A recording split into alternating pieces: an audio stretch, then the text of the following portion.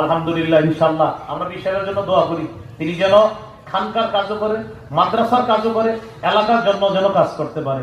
আল্লামা মামুনুল হক হাফিজাহুল্লাহ পক্ষ থেকে আমাদের সকলকে সালাম দেওয়া হয়েছে, বাংলাদেশ খেলাফত মজলিসের পক্ষ থেকে সালাম দেওয়া হয়েছে। মানিকগঞ্জ 3 সদর সাটুরিয়া আসনে বাংলাদেশ খেলাফত মজলিস মনোনীত সংসদ সদস্য পদপ্রার্থী, কেন্দ্রীয় নায়েবে আমির বাংলাদেশ খেলাফত মজলিস মুফতি সাঈদ নূর দামাত বরকাতুহু হযরতকে আপনারা প্রায় মাহফিলে পান।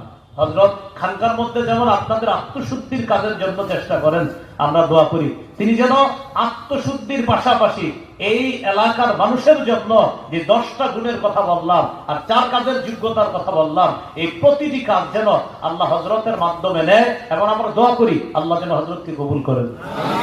এখন 4টা কথা বলেন, বলেন সাক্ষী, সুপারিশ, প্রতিনিধি, আমানত।